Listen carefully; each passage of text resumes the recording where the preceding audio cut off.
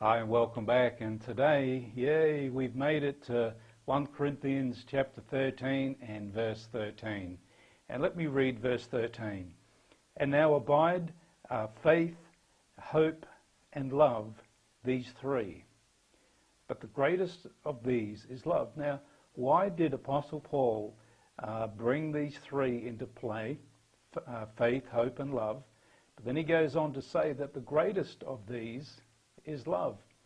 I mean, in connection with the rest of the scripture, that love has been the dominating factor through here, and the very essence of love being God.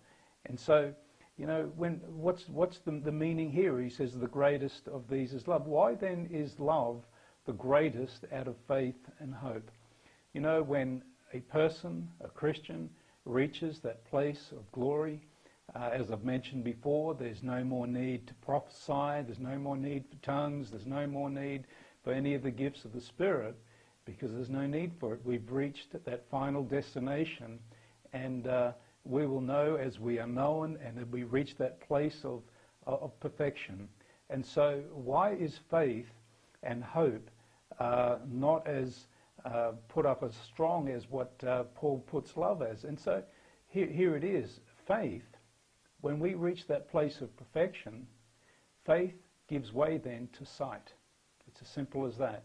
You know, here on earth, when we are believing God or believing for whatever to come to pass, and then the fulfillment of that faith is to actually see the promise. And so when we reach that place of perfection, our faith will give way to sight. But what about hope? Well, when we reach again that place of perfection, hope will turn into experience. And so therefore we will actually experience what we've been hoping for. And so then love, why then is love the dominator here? Is simply because the scripture says in 1 John chapter 4 verse 8, he who does not love does not know God, for God is love. And so God is love, as I've said before. God doesn't have love. He is love. That's who he is. And so that, to me, is, you know, a real indicator to show that then love is eternal. And so faith is not eternal. Hope is not eternal. There comes a day when faith and hope will give way. Faith gives way to sight, and hope gives way to experience. But love continues right through. Love is eternal. You know, if I can finish this chapter, 1 Corinthians chapter 13, with a few words, it would be this. Why don't we all endeavour to mature? You know, there's this wanting to grow and to mature and to come from that place of being an infant to a full-grown Christian, and become full of age as far as maturity as a Christian, and work on our love walk.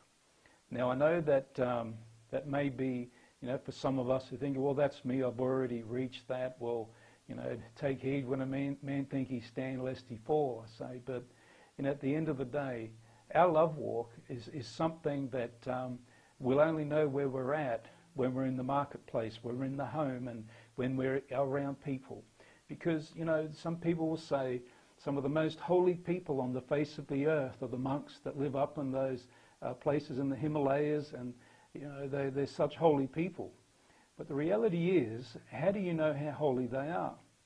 If you were to take a monk and invite him down to Surfers Paradise and get him to walk down the beach on a hot day, now his real test of holiness is going to be put to the test. And so, you know, your love walk or my love walk, we may say, well, my love walk is complete. Well, are we allowing ourselves to be tested? Is our love walk being tested? So you might be thinking, well, what do you mean? Well, if we can go out into the highways and the byways to people that are in need and reach out to them and express the love of God, and really take of what we have and give to those that don't have, and really put this expression of love into practice. And this is where we see it now. You know, how do we respond if people, you know, are unfair toward us, unfair treatment? You see, this is the test to see where our love walk is at. And so, so if I may finish on this, let us all endeavour to mature and to reach that full age as a Christian and work on our love walk, because 1 Corinthians chapter 13 is focusing on the love walk far above any charismatic gifts or any ability to serve at any capacity. The love walk is really who we are and what we really do have to offer to humanity, the love of God. Anyway, God bless you, and I'll see you tomorrow. Bye-bye.